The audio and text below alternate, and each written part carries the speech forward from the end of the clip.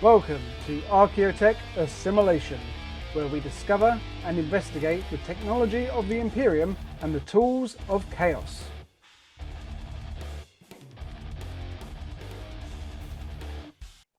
Hello everyone and welcome to this episode of Archeotech Assimilation. My name is John and I'm joined by Shane. Hello mate, how are you? Not too bad, thank you, John, not too bad. Good. So we're here today to review another animation from Games Workshop or Warhammer Plus. And as you can see by the title, it's the new series, the Tau focus series called the Exodite. So first impression, Shane, what did you think? It surprised me. I'm a self-admitted not the biggest Tau fan. I know they're the newest race on the box. Never really done it for me, to be honest, as a faction. So I was this surpassed my expectations. I was pleasantly surprised. I thought it was really well put together, really well animated, and it definitely got me intrigued and interested to see what the rest of the series is gonna unfurl. I think what I was thinking about this earlier, what I actually am really looking forward to is seeing the depiction of the other factions, the other races, through the eyes of the Tau. Yeah. Because I think back to, I think it was the Hammer and Bolter episode that focused on the Eldari Warlock. Yeah. And seeing what the Space Marines look like through the eyes of the striking Scorpions. And I just was like, I bet, it's going to go. We might see it. We might not see Space Marines. It might be other factions that we get to see. But I thought that's what I'm really looking forward to, is seeing it through the eyes of a different faction. Yeah, I think that'd be good.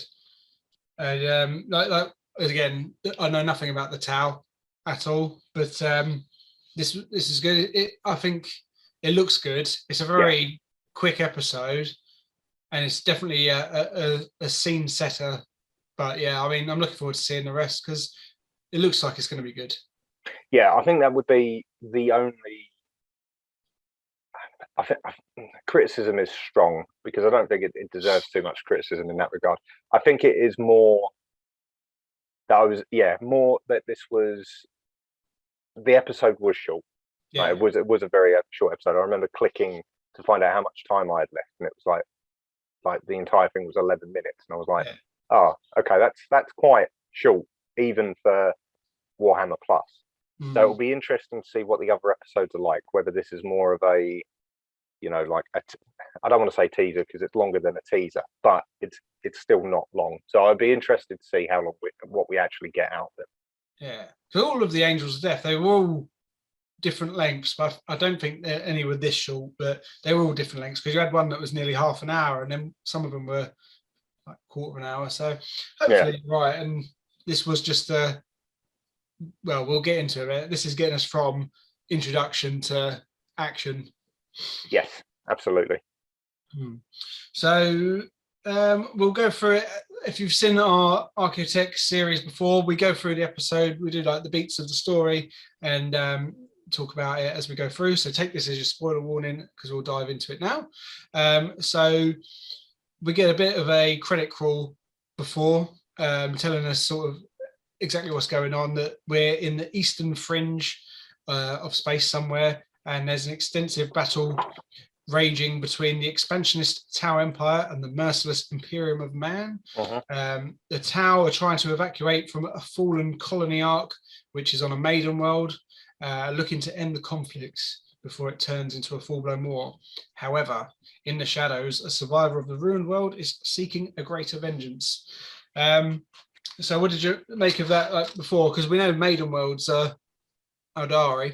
Yeah, that was the bit that I think, like, I sort of I was going to say perked my interest, because I was like, oh, okay, a maiden world, interesting, because as you said, they are Eldari, and I don't think they're in the Tau lore. Like, the Tau don't refer to them as that, so I think that's very, telling that they've referred to it as a maiden world. So as I said, I hope, so I'm not sure, but I hope we'll get, like, as I said, multiple factions being involved. Yeah, I think we will.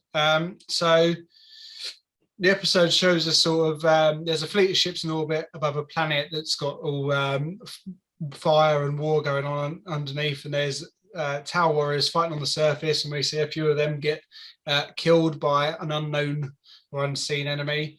And over this, we get a narrator that we don't see, and he sort of says the lessons of the past are ever lost, even those learned in tragedy are forgotten.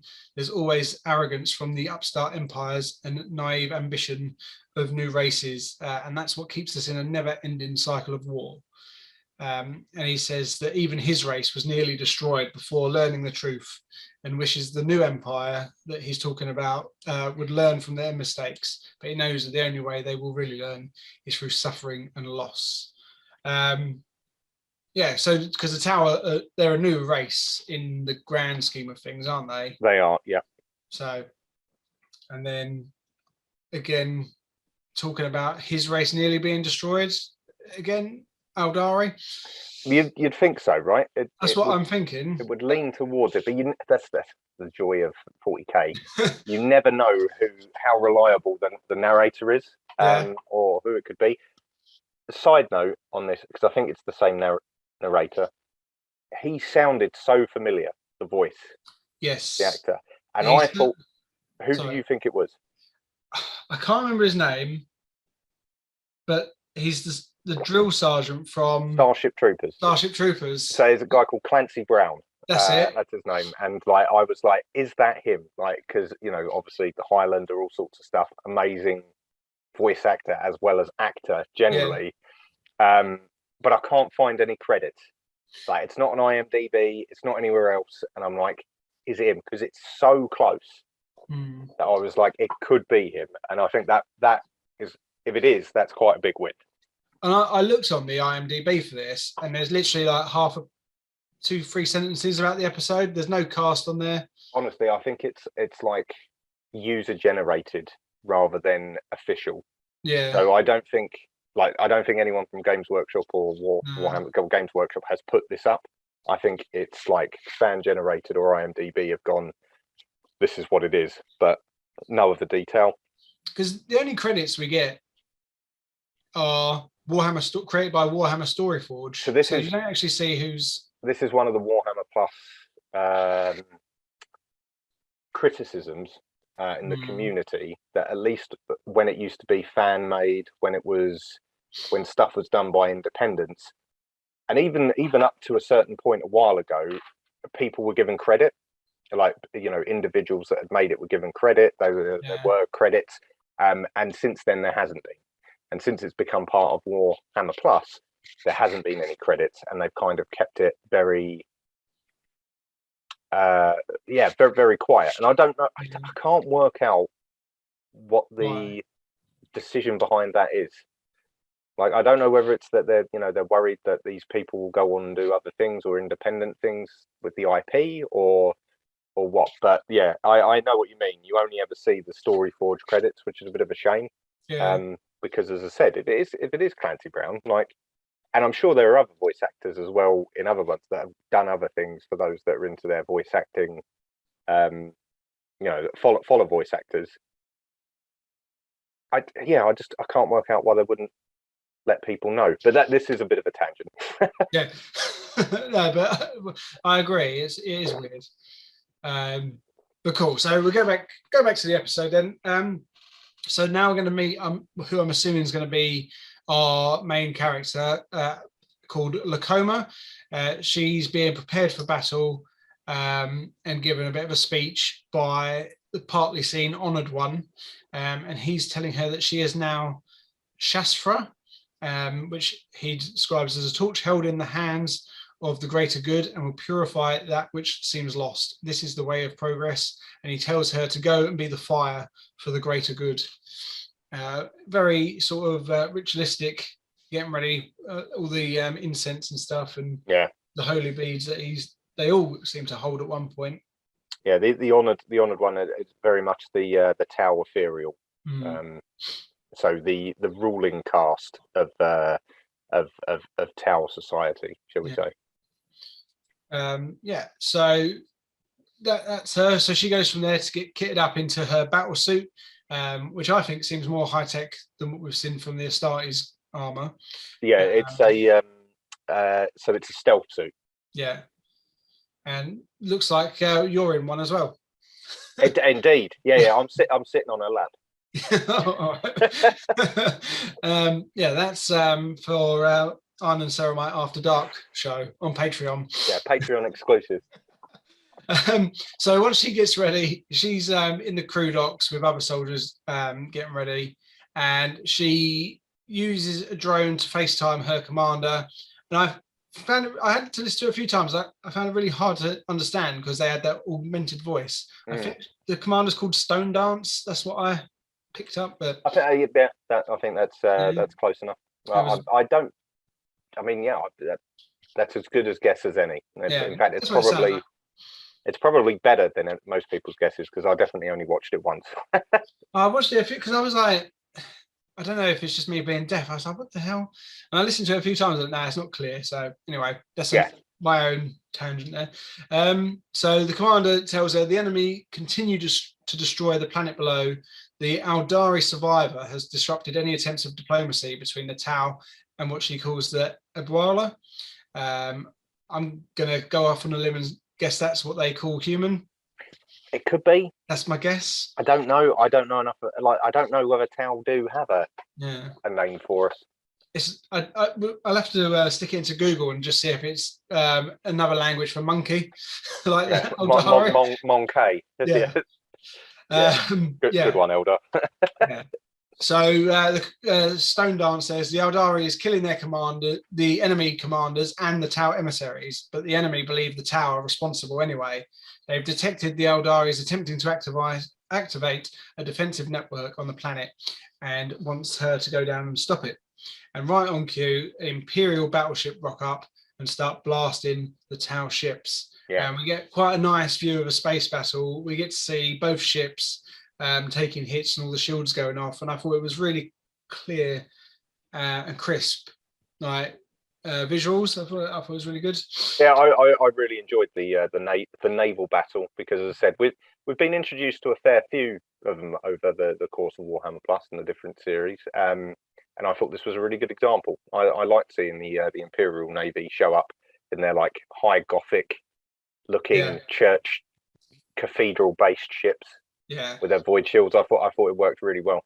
Yeah, I only managed to capture like the cannon, but it was so hard to get like a really good shot of how good they made it look. Like you say, it's a floating cathedral, isn't it? All the spikes and the crown and stuff. It's huge. And it's nice it wasn't all in black and white and hard to pick out what was going on. No, it was, the detail was really good. I was very impressed with it. Cool. So Lacoma's now in a smaller ship heading towards the planet with a squad of troops. One of them, I think he's called Jerome, was struggling to activate his gear that he called Earth Cast Tech, which is on his arm. She tells him to hurry up. And then one of the others comes over and flicks a switch on his arm, and they sort of laugh at him for being slow. And they have a little bit of banter about a little bit of flirty banter, I think. Yeah, I mean it could be. I don't know. Again, I don't know enough about the Tau, but yes, it could be. Yeah. So then the alarms go off as they enter the planet's atmosphere, and as they're heading through, Lacoma tells them they are landing at this site of the last energy reading. They're going to hunt and capture the Aldari survivor, persuade it of the rightness of their intent. Then the Abuela or Guella will be forced to accept that they are fighting a needless war. And she says, all will be brought to the greater good. And with that, they jump out of the ship. So you're going to come to our way of looking by force. I take that. It is. That is the, so they're unlike the other races of the 40k in that they won't, they're not going to they don't shoot first and then ask questions. They will approach it with a means to negotiate. They will go down diplomatic routes first, but then ultimately, if that diplomatic route doesn't convince you to join the greater good, then the guns come out. Yeah. So it's very aggressive Jehovah's Witnesses. It's that's the approach. The one thing I was going to say that I think this happened just before they do the descent is the mantas being launched from the bigger ships. So the manta drop ships that fly down towards the planet. Yeah. And I think is it one of them that gets blown up on the way down. I just like that sequence. I thought it was really, really cool. It was good to see the scale of them because that manta that drops them, there's two of them that go in to drop into orbit. They're the largest models you can buy for Warhammer 40k. Oh, really? From Forge World, so you can buy those models. But they are. It was just nice seeing it, putting it all into context. Nice, cool. Cool. And then the episode ends with the narrator coming back saying that, still, I'm assuming talking about the Tau, saying they're still blind to the fate that awaits them. Their eyes shall be opened and all disillusion removed. They shall learn that once begun, there is only war. And then we get a little close up of the fellow on the right on his knees. Yep. And that's the end of the episode. Like we say, a very short one, but a good intro, I think. If you know stuff about Tau, it might mean more to you than it does to us at the minute. Yeah, I think it. I suppose that's the other thing that I quite like about it is because I don't know much about Tau, and being someone, it's been in the hobby for a while. I know a lot more about a lot of the other races, so this is just quite interesting to learn a bit of the lore from a bit more of a newbie perspective. So it's quite nice in that regard. Yeah, I think it's nice that they've done a series like this, rather than another Space Marine series so close together. Yeah. Interesting timing though, because you've got the Tau, the Tau with their codex, and then you've got the Eldari and obviously the kit that's just come out. So perfectly timed. Oh yeah, convenient. I'm sure. I'm going to give them the credit and believe that they planned it. Oh yeah. Maybe that's why they held off on the series a little bit, because we had 4 weeks without a series. Yeah, it could be even more Hammer and Bolter. Yeah, it could well be that they had it and they went, you know what, we're gonna hold it just so that it syncs up, which could be a good idea. We'll see. That guy at the end, then, any idea? Does that look familiar to you? No. As a model or anything? No. No. Oh wow. No. He doesn't look like. I mean, someone's going to say he's. I'm sure there's some discussion somewhere on the internet about who he is, but there's nothing in there like that generically says he's this or that. I mean, the other thing is, it's called the Exodite. Yeah. It's got a lot of Tau, but obviously Exodite is also the names for the Eldari that ride dinosaurs and live like they're like wood elf versions of the Eldari. They went and lived the basics life so that they don't get tempted by Slanesh. So you've got your craft welders, you've got your Drukhari, and then you've got your Exodites, and they're the ones that go and live like humble feudal lives riding dinosaurs on feral planets. That must be who that guy is then. If he's not human, he's probably the Tau that they're looking for. It could be. That's what I mean. It could well be that he is the Exodite. Yeah. And that title has nothing to do with the Tau. Mm-hmm. So which I hadn't thought about until we saw this episode, and I was like, oh, maybe that's why it's called this. So finishing our episode then, any predictions for where this is going to go? Any sort of clue? I think personally that maybe Lacoma's going to bump into this guy, and she might see things from his point of view, or something like that. I think there will be. I think that's very likely to happen. In that, I think there is going to be at least an episode, maybe 2, of them. Something is going to happen. Like the rest of their squad gets wiped. She's stranded. She has to spend time with this Exodite. Yeah. They talk back and forth. She's trying to convince him of the greater good. He's trying to open her eyes and reveal, history of the universe to her and stuff like that, and maybe that's going to change her mind. And so I think that there will be at least one episode that looks like that. Yeah. I hope that there will be an episode where we get some really, really cool fighting, because that's what we want. But I can definitely I concur that I think there will be that point where they have that kind of, not political, but like discussion on views, that kind of discussion on belief. So I think it's going to be interesting. I think I as I said, I had low expectations. This was much better than I thought it was going to be. So I am now really excited to see what's next. Cool. A really, really quick last one then. If there's a Astartes on that Imperium ship, who do you think they might be? I think looking at the Imperial, the naval ship, I think it will be one of the more traditional chapters. Yeah. So it will be someone like your Blood Angels, like your Imperial Fists, like maybe your Templars, maybe your Ultramarines.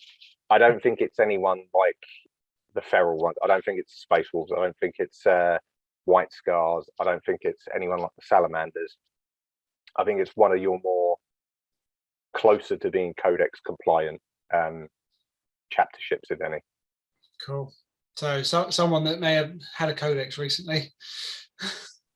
Maybe. Yeah, it could well be the Templars. Yeah. No, but we'll see. Cool. Awesome. Well, thank you very much for joining us for this episode. Let us know, obviously, all of your thoughts and predictions and what you liked and disliked in the comments below. Come and look at us on Instagram and talk to us about it on there, or join us on Facebook where we are all on there for a chat. Then wherever you can just stick Iron and Ceramite into your search engines, we will pop up and you can like, subscribe and join us wherever. So yeah, we'll see you wherever we see you, and see you on the next episode. Absolutely.